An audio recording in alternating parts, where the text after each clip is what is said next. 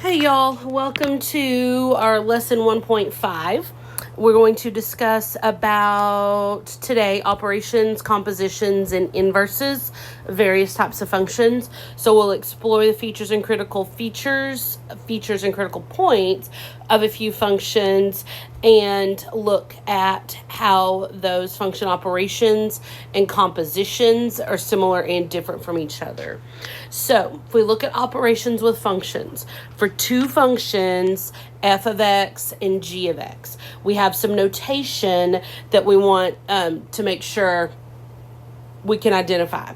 So f plus g in the parentheses of x in another parentheses just means f of x plus g of x. We're adding the two functions together.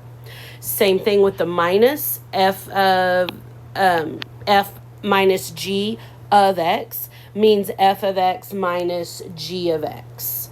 Now when we're multiplying, same idea. Fg of x is f of x times g of x. Then when we're dividing, f divided by g of x is f of x divided by g of x. Now, the key here is that g of x cannot equal 0 because the denominator of a fraction is never allowed to equal 0. So, let's use these two example functions and let's look at these operations. So, in f plus g of x, we need to add those two functions together. So 3x minus 2, we will add that to the other function, x squared minus 5. And then when we combine those, we combine like terms. Go ahead and get in the habit of writing those in order of powers from greatest power to least. So I'll put that x squared term first. Then we'll add 3x. Then we'll combine negative 2 minus 5, and we get minus 7. All of these terms are different. This is our simplified sum. Now, when we subtract, very similar idea. We'll start with that 3x minus 2, but we need to subtract all of x squared minus 5. So think of that as being in parentheses, and then distribute that negative. 3x minus 2 minus x squared, then plus a 5. From here, we'll need to collect like terms, again, in decreasing order of powers. So I'll put that negative x squared term first, then plus 3x, then minus 2 plus 5 is plus 3. So here is our simplified subtraction. Now, on multiplying, we will multiply that 3x minus 2 by the x squared minus 5. Now, to multiply this, we need to double distribute. We need to multiply every term in the first parentheses by every term in the second parentheses. So we'll start 3x times x squared gives us 3x to the third power. X times x squared gives us third power. Then 3x times minus 5 is negative 15x. And then minus 2 times x squared will be negative 2x squared. Negative 2 times negative 5 is plus 10. Now, there are no like terms to combine here, but we do want to put this in descending order of powers. So we'll have 3x to the third minus 2x squared minus 15x plus 10. And that is our simplified form. Now, let's look at dividing. F of x divided by g of x. So we would have 3x minus 2 over x squared minus 5. There's nothing there that simplifies, so we leave it in this fraction form. One thing we do have to note, and we do need to get used to paying attention to this and acknowledging this and writing it down and listing it as the answer, are the restrictions. pardon me, the denominator here, x squared minus 5, cannot equal 0. So x squared cannot equal 5. So x cannot equal plus or minus the square root of 5. And we do need to include this as part of the solution. So this is the answer to our division with the restriction that x cannot equal plus or minus square root 5. We only have to worry about that with division. Now, another function operation is a composition of functions, and it's one function inside another. And there's two different types of notation that you may see with that. You may see one function, in this case g, with a little open circle, f of x. And what that means is g of f of x. G of f of x is how we would read that out loud. G of f of x. Okay? And what that means to do is to put the inner function in place of x in the outer function. Inner function, outer function. So we work these from the inside out. If we look at our two functions in example 2 and look at example A, f of g of 3 is how we would read that out loud. And we want to start on the inside with that g of 3. Well, here's our g function. This 3 is an x. So wherever there was an x, we replace that with the 3.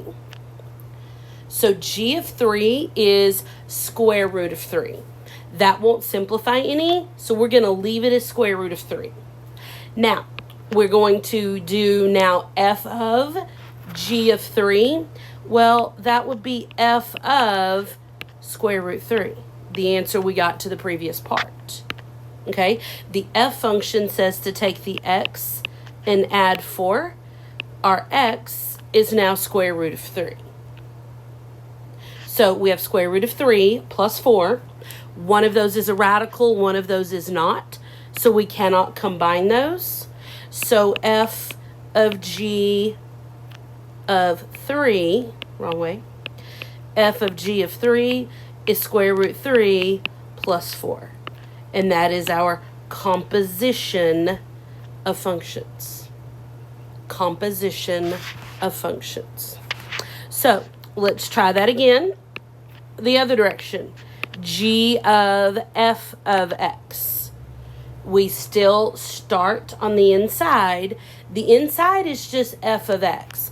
There's no number to plug in here. So our solution here should still have an x value somewhere in it.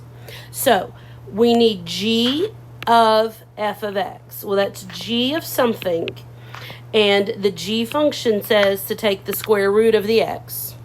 So we're plugging f of x in place of x. So now we have x plus 4 inside the function.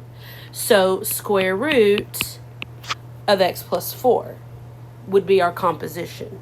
G of f of x is g of x plus 4, which means square root of x plus 4. So g of f of x equals the square root of x plus 4, and there is that composition. Take the inner function, put it in place of x in the outer function. Okay, start here with the inner function, put it in place of x in the outer function. Inside, out. Now, let's take a look at another set. Same set of equations, a couple different examples. Let's look at g of f of negative 5. First thing we want to find is f of negative 5. F of negative 5. that negative 5 is an x. In the f function says x plus 4. We replace the x with the negative 5. So f of negative 5 is negative 5 plus 4, which equals negative 1. That's the answer to f of negative 5. Now, to finish the question, we want g of that answer. Well, g says to take the square root of the x. So the x is the answer to f of negative 5, which was negative 1. So g is the square root of negative 1. So g of f of negative 5 equals I. The square root of negative 1 is the imaginary number I. Now, if you left that as square root negative 1, you're good here. So let's try this again with a function within a function without a number. So f of g of x. Okay, we have the g of x function on the inside. There's not a number to work out there. So we need to put it inside the f function. So f of something means that something plus 4. The something that we put in is the g of x function. So that would be square root of x. Square root of x, then plus 4. We can't add those because they're not like terms. So f of g of x is square root of x plus 4. Make sure that plus 4 is not under your radical. That looks like an x.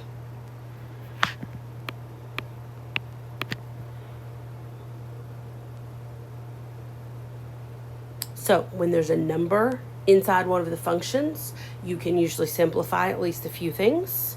When there's not, you put the function inside the function. So let's look at again with example 4. We have two new functions. If we look at what this first problem asks us to find, we're subtracting those functions. So what this means is f of 4 minus g of 4. F of 4 minus g of 4. Those 4's are x values. So in the function, we will be replacing those. The f function is x squared minus 4. We'll put 4 in place of that x. And then we need to subtract all of the g function. The g function says x plus 3. We'll put 4 in place of that x as well. Now, as we work out the individual pieces, 4 squared, 16, minus 4, minus, do what's in parentheses first, 4 plus 3 is 7. So 16 minus 4 would give us 12, minus 7 would give us 5. So f minus g of 4 equals 5. Subtracting the functions and plugging in the 4 for x.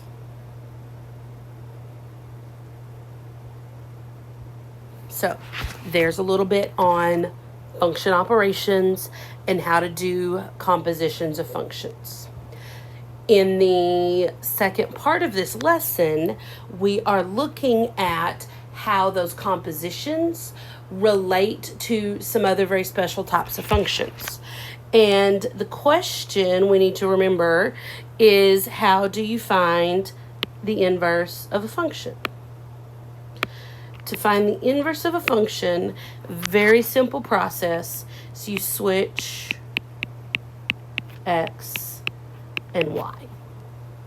We switch x and y. So to find the inverse of a function, switch x and y. Okay? Generally, after that, we want to solve the equation for y. to be able to tell the relationship between those. Okay, so we want to, the inverse of a function, the notation for the inverse of a function is f inverse of x. Looks like it's to the -1 power. It's on the f, not on the x. It's f inverse of x. So if we are looking to find the inverse of f of x equals x squared, okay, we have the x value and the y value. Remember that y value is f of x. Okay, so let's graph that. X is -2, y is 4, -1, +1, 0, 0, 1, 1, 2, 4. This is your standard quadratic parent function. Start at 0, 0. Go across 1, square it, that's 1, both directions. Go across 2, square that, it's 4 on both sides. Go across 3, square that, it would be 9. And I put that point in the wrong spot, forgive me, boom. So here is our function f of x. Quadratic parent function, y equals x squared. Now, we want to find the inverse. We want to find the inverse. To find the inverse, we switch x and y. So our x's come from the y's of the previous table. Our y's, or our f inverse of x values, are the x's from the original function. All I did was take the x and y and switch those. Okay, so the vertex of our original function, I forgot to fill that in, it's graphed, is 0, 0. Now, let's graph the inverse. Okay, let's graph the inverse.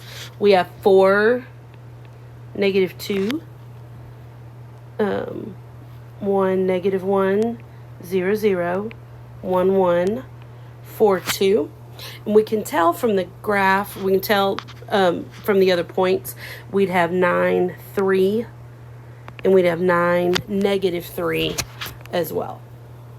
So this is your inverse. This is f inverse of x. And if you're going, Miss Seifert, that's just a sideways parabola. You're right, it is. It's a sideways parabola. And its vertex is at 0, 0. Now, there's a line graphed on here in a random place, but it's not quite so random. This line is y equals x, perfect diagonal or linear parent function. And if you look at those graphs, you notice that they reflect over that line. Okay? Inverses reflect over the line y equals x. The line y equals x is a line of reflection for a function and its inverse. Now, we can solve for an inverse algebraically even if we don't have a graph. And to solve for an inverse, we solve that by switching x and y. And then we would solve for y. So, in this equation, in this situation, our inverse, our original function, was f of x equals x squared. Well, that's y equals x squared. So to find the inverse, we switch x and y. So it's x equal to y squared. We don't move anything except the two letters. We don't move any powers or any symbols or anything else. We'd make the y an x and we make the x a y. Okay? Now, to solve this for y, we want y by itself. So we would take the square root of both sides. And then y would equal square root of x. Remember, we do need a plus or minus sign on that. Okay? So the inverse, f inverse of x, is the square root of x. And that is our inverse function. If f of x is x squared, its inverse is f inverse of x equaling square root of x. Now, as you think about an x squared and a square root, this may not be that surprising because square and square root undo each other. Those are inverses. So, another thing we want to discuss here is if these equations are actually functions. As in, does each x have only one y value? As in, does it pass the vertical line test? The original graph, f of x equals x squared, yes, it is a function. The inverse, f inverse of x equaling square root of x, no, it's not a function. It will not pass the vertical line test. A vertical line will go through that graph in more than one location. So, the original was a function, but the inverse is not. Now, that can cause some problems in certain types of solving, so we need to find a way around that. And the way around that is with what we call restrictions. And what we want to do with restrictions is we are going to restrict, as in use only part of, we're going to use only part of the original graph. We can restrict the domain of the original function so that its inverse will also be a function. Okay? Now, to make the inverse a function, we can't have the top half and the bottom half. We can only have one of those. And the top half is what we typically go to. It's positive. It's kind of our go-to. So to make the inverse be just this piece I'm making really thick here, we could only use half of the original parabola. If we only use half of the original parabola, when we reflect it, it is an inverse. And that's the restriction we're looking for. So if we restrict the domain of the original function f of x, we can get an inverse that is a true function. So the x-coordinate of that vertex was 0. So if we restrict the domain of the original to 0 to infinity, then the inverse is a function. If we restrict the domain of the original function to be 0 to infinity, then the inverse will be truly a function. Okay, what that will do is that will undo this piece of the graph, and that will undo this bottom piece of the graph over here, meaning we have a function in the inverse. Yeah, I'm going to put all that back, but you get the idea. Okay, now we've been doing domain and range in interval notation. Another notation that you may see is called set notation. And that notation, we don't use it as much in regular class because it's got a lot of different pieces in it. And what it is it's the big curvy brace, and then an X because it is domain, and then a bar. X bar. That bar means such that. X such that all of the X values are greater than or equal to 0. So you may see it in this notation.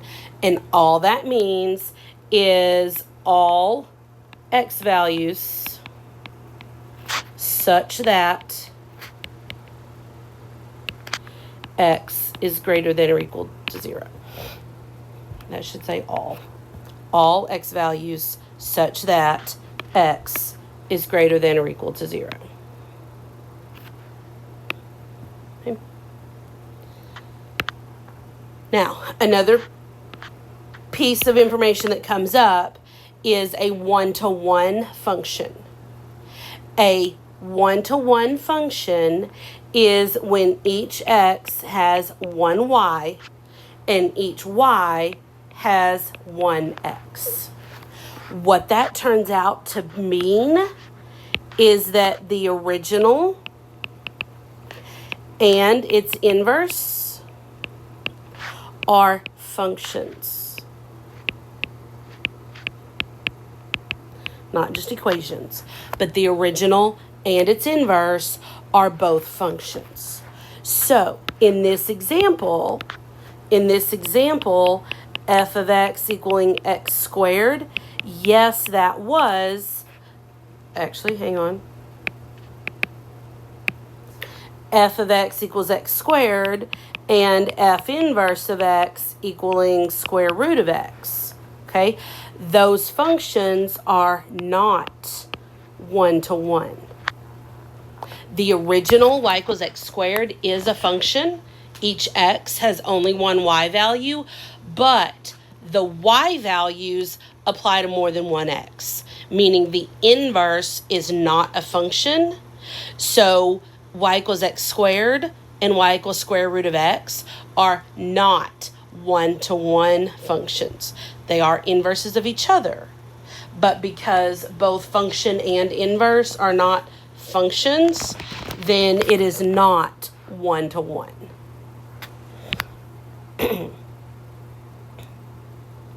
So let's take a look at another example. We have a new equation, y equals parentheses x minus 3, close parentheses squared. Now, from what we've looked at with quadratics, this is a parabola opening up. It's been transformed. That minus 3 moves the graph right 3 units. Okay, so as we move that graph right 3 units, its vertex would be 0, 3. Okay, from 0, 3, we plot the parent function. 1 squared is 1, so if we go across 1, we go up 1. 2 squared is 4, go across 2, up 2 squared, up 4. Go across 3, square 3, that's 9. So across 3, up 9. And here is our parabola. It's the exact same parent as the parent function we plotted previously, scooted over 3 units. Okay? Now, that vertex was 3, 0. We want to find the inverse. We can do it with the table, but we don't have to. Okay? The inverse switches x and y. So the vertex of the inverse would be 0, 3. Vertex of the inverse is going to be 0, 3. We know from the previous problem what that looks like. Looks like a sideways parabola. Okay? Now, y'all know I'm doing this on a tablet, so if I tilt the screen, it's going to rotate. But you can, rotate your paper, pretend like this point is 0, 0, and plot the parabola. Okay? 1 squared is 1. 2 squared is 4. 3 squared is 9. The other thing we can do is take the x and y coordinates and switch the x and y. So on the original function in red, we had 0, 9. On the inverse function, we have 9, 0. On the original function, we had 1, 4. So on the inverse, we have 4, 1, and so on. Okay? So here is our inverse function. And let me label these This is f inverse of x. The original one here in red is f of x. Okay? Now, if you look at this picture and look at that line y equals x, yes, they are reflections. Okay? Yes, they are reflections over that line y equals x. Okay? Now, we can solve this algebraically, and this is another thing we want to practice here when it's not quite so, when there's a few more things involved in the problem. So that original equation, y equals x minus 3 in parentheses all squared. To find its inverse, we switch x and y. So x would equal parentheses y minus 3 all squared. We don't change anything except we change the x to the y and change the y to an x. Now, we want to solve this for y, so we need to undo that square. We need to square root both sides. When we do that, we do have a plus minus. So plus minus square root of x would equal y minus 3. We want to add 3 on both sides. So y equals 3 plus or minus square root x. So that inverse function is f inverse of x equals 3 plus or minus square root of x. And there is your inverse. Okay. Again, to find an inverse, we need to switch x and y. Okay.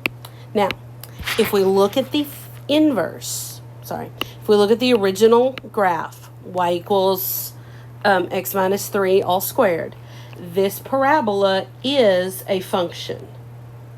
It is a proper function. But, same deal as last time, that inverse is not.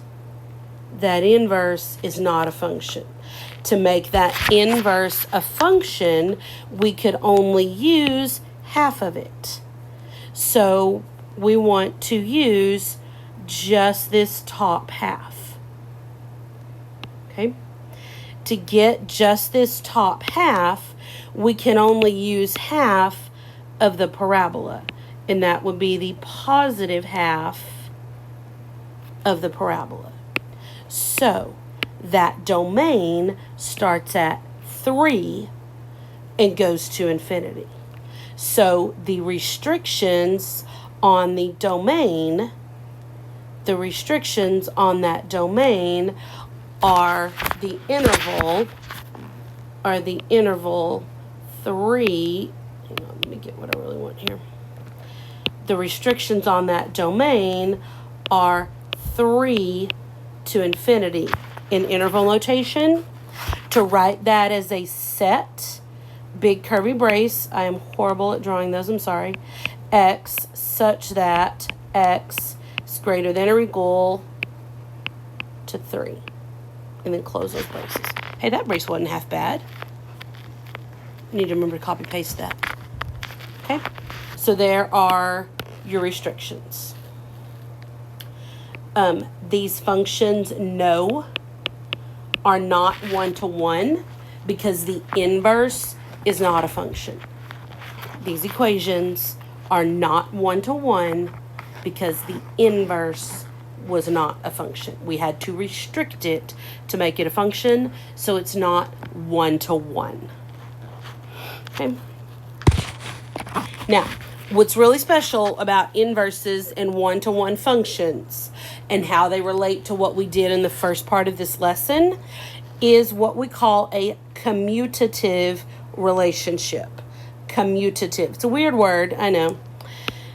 But a commutative relationship means that g of f of x is equal to f of g of x.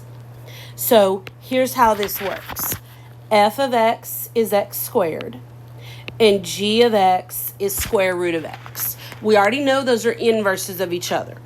Okay? We already know those are inverses of each other. We need to tack something on here. In this commutative relationship, g of f of x equals f of g of x, which equals x. That x got left off. At least on my copy it did. Let's see if I remember to fix it before I run your copies. So, f of x equals x squared, and g of x equals square root of x. So, this first line gives us f of g of x. Well, f of g of x becomes f of square root of x. Replacing g of x with square root x because that's what it equals. Now, f of x says to take whatever we have and square it. So we still have this g function on the inside, but then we do this f function on the outside. And square root of x, in parentheses squared, does equal x. So far, so good. Now, we want to do the same thing in reverse. Okay? G of f of x. That f of x is on the inside. So we're going to replace f of x with x squared because that's what it equals. Now, the g function says to take the square root of whatever we had. So we take the square root of x squared. Well, the square root of x squared is x. So check. F of g of x and g of f of x both equal x. So that means that these functions are inverses, or we could also say they have a commutative relationship because f of g of x equals g of f of x, which equals x. Now, we're going to try this a couple times and we're going to see if these functions have this relationship. Okay, so let's look at number 7. Do these have a commutative relationship? To have a commutative relationship, f of g of x equals g of f of x, which equals x. So, to do this, we start from the inside out. Okay, I'm going to do f of g of x first. Doesn't really matter which one you do first. Okay, that g of x we're going to replace with x plus 3. So this will be f of x plus 3. Well, the f function says to take the x, square it, and subtract 4. So we need to square that x plus 3. Okay? Now, remember some good math here. When we square x plus 3, we are multiplying x plus 3 by itself. We are not just multiplying x by x and 3 by 3. Okay? So, when we multiply that out, x squared plus 6x plus 6x plus 9. So, this becomes x squared plus 6x. Hang on. Both of those are supposed to be 3's. I tried to do 2 steps at once and it backfired. I'm sorry, y'all. X squared plus 3x plus 9. So then when we combine like terms, we get x squared plus 6x plus 9 and then minus 4. Combining like terms, x squared plus 6x plus 5. So f of g of x equals x squared plus 6x plus 5. This was not equal to x, so these are not inverses. And this is not commutative.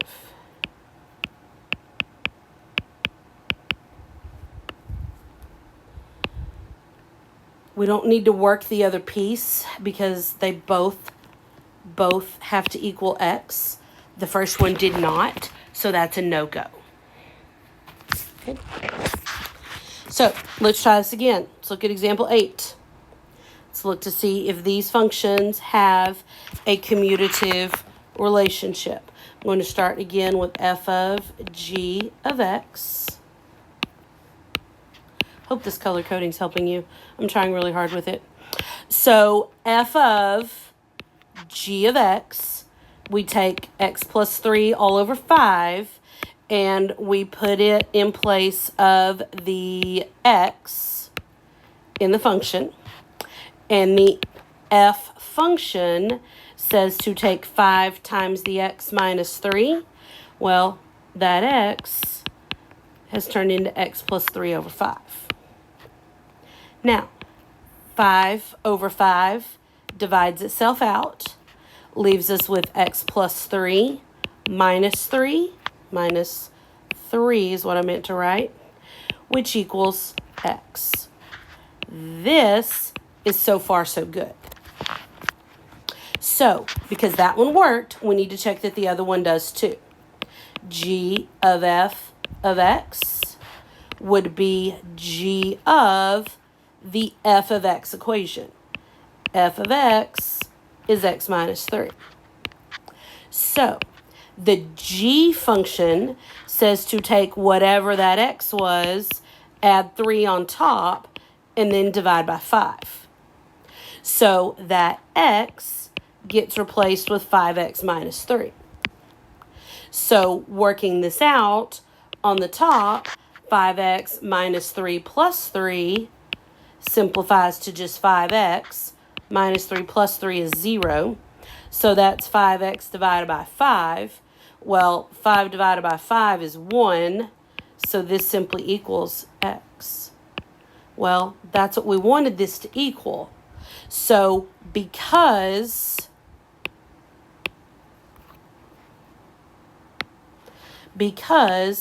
f of g of x equaled g of f of x, which equaled x, then yes, these are inverses, and yes, this is a commutative relationship. These are inverses, and this is a commutative relationship. Those mean the same thing. Okay? So, all of this fits together. A composition of functions. When both directions equal x, we have an inverse function. Inverses can be found by switching x and y. Inverse functions, switch x and y. We may need restrictions to make the inverse be a function. In that case, use the positive half. Okay? So, all of this ties together from when we first added functions and did the compositions of functions to the inverses, meaning the compositions of the functions are the same. Okay.